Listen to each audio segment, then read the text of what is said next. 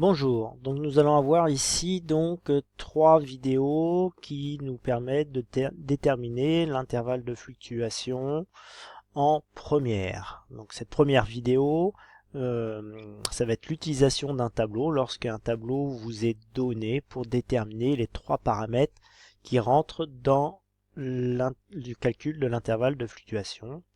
Donc à savoir un nombre A, un nombre B et n.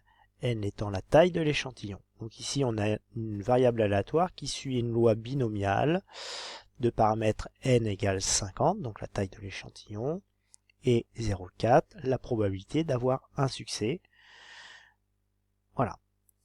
Donc, pour déterminer petit a, on vous dit que petit a est la plus petite valeur, ou ici le plus petit nombre entier, a, tel que p de x inférieur ou égal à a, soit supérieur, strictement supérieur à 25 millièmes. Donc ici dans le tableau, on vous donne les valeurs de k allant de 0 à 50. On verra qu'on n'a pas besoin d'aller jusqu'à 50. Et ici, on a les probabilités cumulées, p de x inférieur ou égal à k. Par exemple, lorsque k est égal à 1, ici, cette probabilité-là est liée à p de x égale 0 plus p de x égale 1. Donc on cumule les probabilités pour arriver ici, par exemple, à p de x inférieur ou égal à 1. Donc ici, il suffit ici donc de trouver la plus petite valeur a. Donc ici, la plus petite valeur k pour laquelle 0,025 est atteint ou dépassé. D'ailleurs, ici, c'est même dépassé, puisqu'il dit ici, c'est strictement supérieur à 0,25.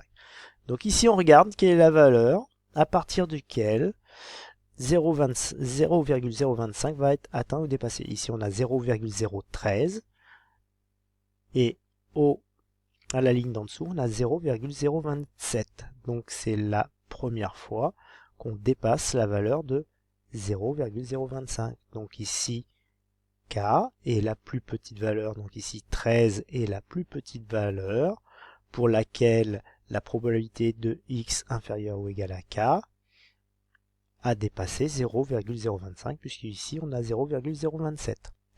Donc ça veut dire que petit a, le petit a qui est ici, va être égal à 13. Donc comme borne inférieure, ici on aura 13 sur 50. Maintenant, pour déterminer petit b. Petit b est la plus petite valeur de k, ici, pour laquelle la valeur de 0,975 sera atteinte ou dépassée. Ici, on a supérieur ou égal à 0,975. Donc ici, on va regarder quel est le nombre qui serait proche, enfin qui dépasserait 0,975. Donc ici, on a 0,968. Donc on n'a pas atteint la valeur. Par contre ici on a 0,983, donc là on a dépassé la valeur de 0,975. Pour quelle valeur de k? Pour 27. Donc ça veut dire que du coup b va être égal à 27. Donc c'est la plus petite valeur pour laquelle 0,975 a été atteint ou dépassé. Donc ici b va être égal à 27. Donc comme borne supérieure, on aura 27 divisé par 50. Voilà comment déterminer à l'aide d'un tableau qui vous est donné, comment on calcule la borne inférieure et la borne supérieure de notre intervalle de fluctuation. Dans la prochaine vidéo, on verra comment faire ce tableau à l'aide de la calculatrice.